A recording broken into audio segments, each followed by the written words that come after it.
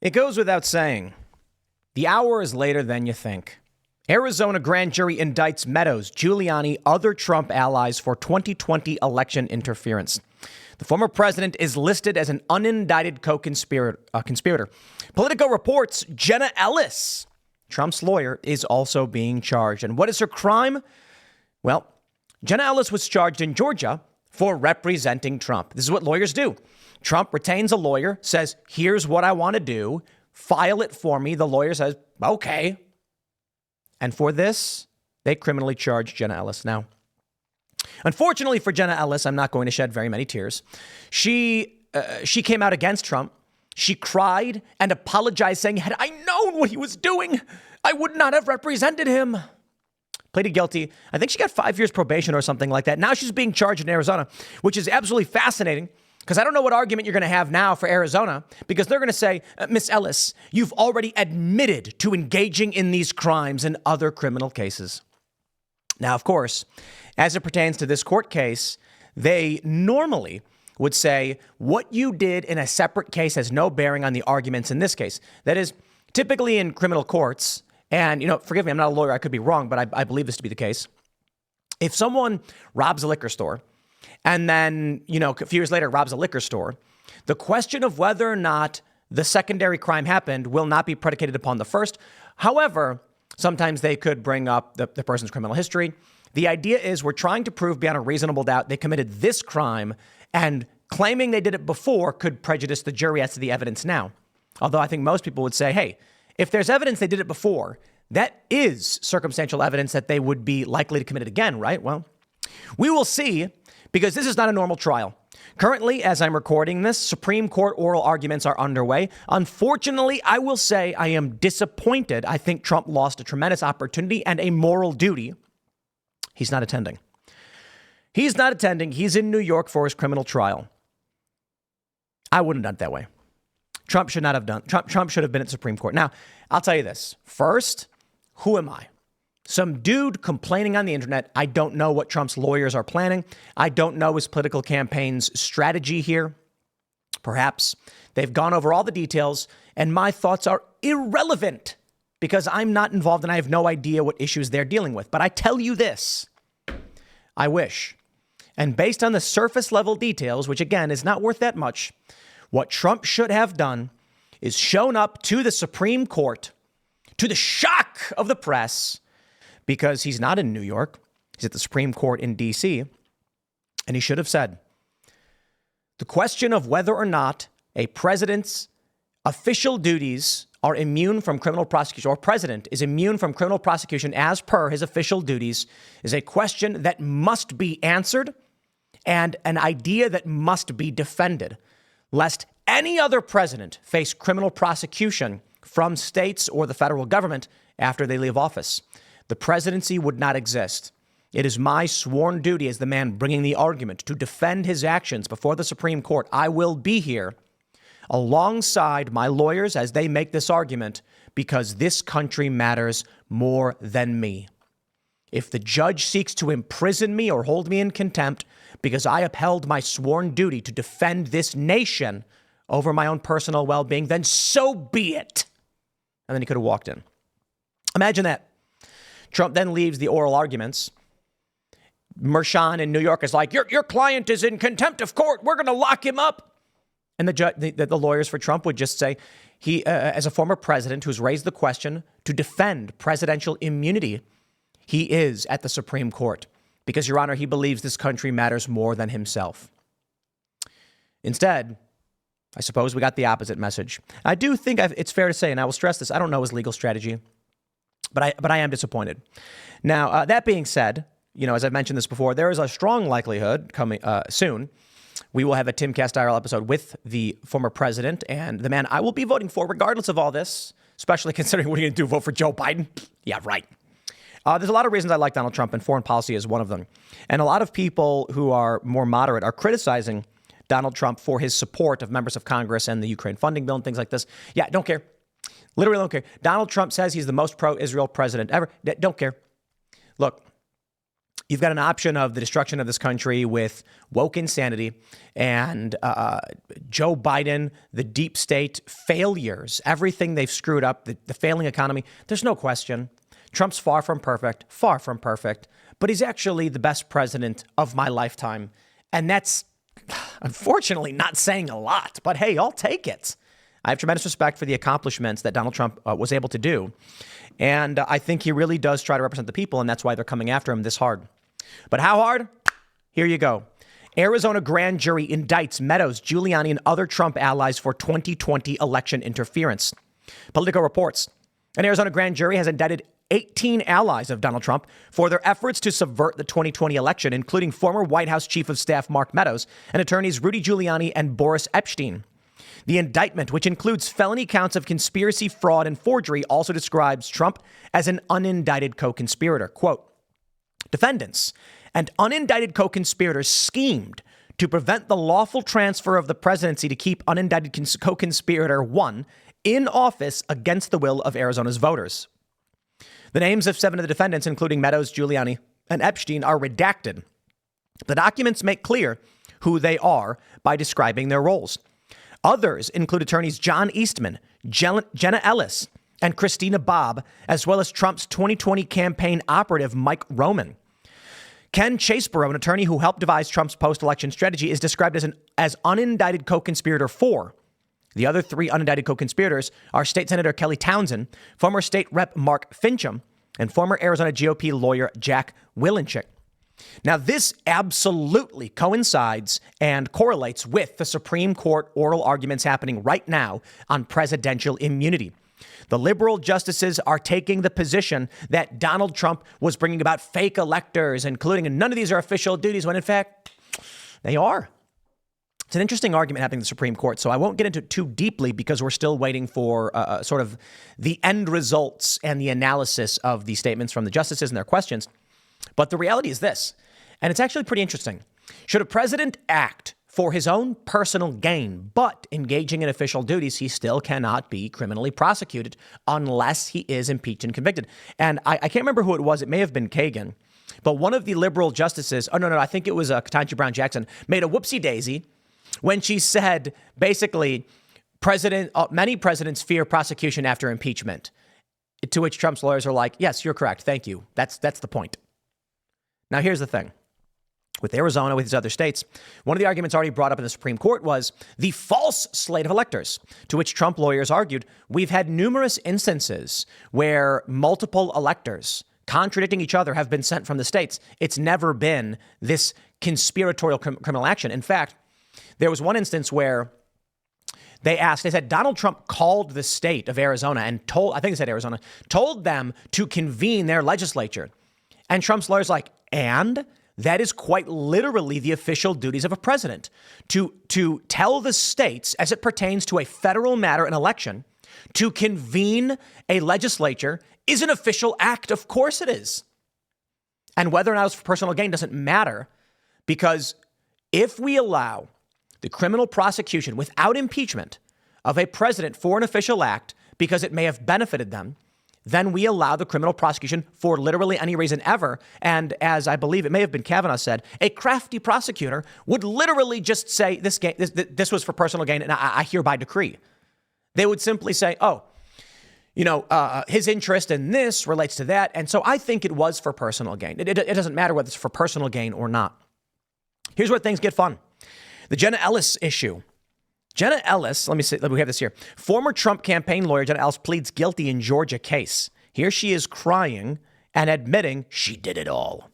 I find it despicable. I'm offended by it. Jenna Ellis raised a lot of money and then immediately turned around and effectively threw Trump under the bus. Quote, if I knew then what I knew now, I would have declined to represent Donald Trump in these post-election challenges. I look back on this experience with deep remorse, Ellis said, her voice breaking at times.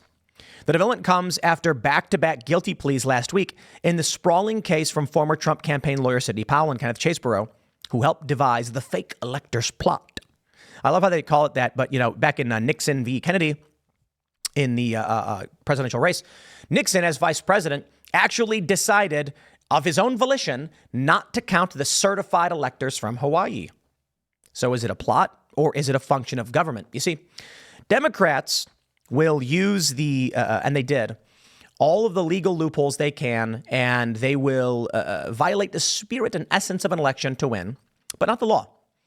When Trump supporters absolutely play by the rules, then they get accused of all of this nonsense. Now, the funny thing, I suppose, is Jenna Ellis going to be able to raise any money? I have to imagine the answer is no. I think she's screwed this time. She's been indicted again, and she will likely be indicted again and again and again because there's numerous states involved, and they are putting the pressure on, and it's getting crazy. My friends, the hour is later than you realize, okay? These are Trump's lawyers who were challenging an election as they are legally allowed to do. A president who is legally allowed, you're allowed to contest an election. They've turned it all into a crime. I want to stress, in New York right now, a misdemeanor charge well beyond the statute of limitations for a crime of election interference, they now say, but actually it took place after the election already happened. Huh? They've upgraded to a felony. Huh? It's not real. And I think they wanted to put Trump in a decision dilemma. Either he can stand up for this country or he can defend himself, and he chose himself. I'm not surprised. It's not going to change how a lot of people vote, to be completely honest. Like, what are you going to do? Go, Trump wouldn't go to the Supreme Court, therefore I'm going to vote for Biden. Yeah, right. But it's disappointing nonetheless. And I guarantee they will attack him for it. They're going to come out and they're going to say, Donald Trump believes so much in this country and the office of the president's immunity, but he wouldn't even attend the oral arguments. Instead, he was scared because of the crimes he committed. He was going to go to jail. That's what they will say. Or in some fashion. And then, of course, we have this from Kyle Becker. Unredacted. Judge Cannon unseals documents showing Biden White House coordinated with Jack Smith to take down Trump. Judge Eileen Cannon has unredacted a number of documents showing the Biden administration coordinated with the DOJ prior to the FBI raid and during the prosecution of former President Donald Trump. The documents reported by Julie Kelly, show a number of startling developments. Jack Smith hid the fact the National Archives had several conversations with the Biden White House about bringing charges against Donald Trump. U.S. Attorney General Merrick Garland lied about independence from investigations into Trump. The Biden White House counsel asked to be kept in the loop about criminally charging Trump. Biden's DOJ instructed the National Archives on how to cover up their coordination. The Department of Energy discovered Trump had an active security clearance after he was indicted, so they retroactively terminated it. Well, that one's interesting. So Trump actually had clearance? The real criminals are in the Biden White House who are prosecuting the former president of the United States for the sole purpose of committing election interference. Yeah, I'm sorry. The hour is later than anyone realizes, and I don't know what that means, and I have no advice. As if polls matter. The floodgates have been opened. The Democrats have crossed the Rubicon. Trump certainly didn't. The Democrats did, and maybe that's Trump's strategy, and maybe it's the right strategy. I don't know. Trump's strategy, of course, being to go with the flow, as it were, and let the Democrats spiral out of control and implode. What are we seeing right now? In New York, Donald Trump is currently at a criminal trial where he will actually argue the inverse as per the SCOTUS oral arguments and say, a judge is threatening to jail me for wanting to be there to defend the office of the presidency. Maybe they're trying to turn the narrative into this judge doesn't care about this country. He would rather attack me personally with a misdemeanor charge beyond its statute of limitations, which never have been brought in the first place, dismissed outright. The fact that we're here is insane, all to prevent me from defending this country and running for office. That's what he should say. Although he should have been at the Supreme Court. Think of the bold move it would have been if he went to New York and the judge was like, you're in contempt. Trump could have then made another statement saying, well, that may be, but I believe this country is more important than me and my personal well-being. And if it means I will go to jail in order to defend this nation, then so be it. And let the American people know it was you, Judge Merchan, who decided that this country was not important enough for a man to make those arguments. Imagine that. Yeah, well, no one ever said Trump was the great orator. He is certainly very, very funny. I got to give him that. He's got a viral truth post where he was like, Bill Barr, I called him fat, lazy, lethargic, and whatever. But then he endorsed me, so I'm going to revise that statement and remove the word lethargic. Actually, I think I really should pull that one up. I think I have it right here. Okay, here you go. Donald Trump truthed. Wow, former AG Bill Barr, who let a lot of great people down by not investigating voter fraud in our country, has just endorsed me for president despite the fact that I called him weak, slow-moving, lethargic, gutless, and lazy. New York Post. Based on the fact that I greatly appreciate his wholehearted endorsement, I am removing the word lethargic from my statement. Thank you, Bill. MAGA 2024. Johnny MAGA said he's still got it. Wow. He certainly does. Talk about zingers. That was a good one. Greatly appreciate his wholehearted endorsement. I'm removing the word lethargic from that statement to imply he's still weak, slow-moving, gutless, and lazy. Wow. But here we go, ladies and gentlemen. This is where we're at.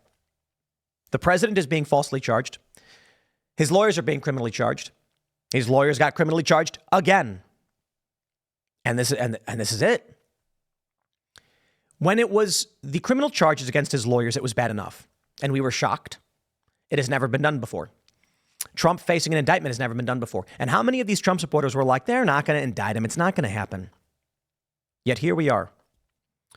I don't see an off-ramp. I don't see a path forward where this country heals. I not without great conflict. I have no idea. But I will stress this to you all again. Whatever is going on, I would say the path right now is, and maybe it's not the right path, maybe it's not good. I suppose it's trust the Trump team and their efforts. They're not omnipotent. They may not even be on the right path. I don't know. But our best bet is a Donald Trump victory and a Republican victory in Congress. Despite the fact that Mike Johnson is a letdown, and of course the establishment Republicans and Democrats will burn this country to the ground. I get all of that.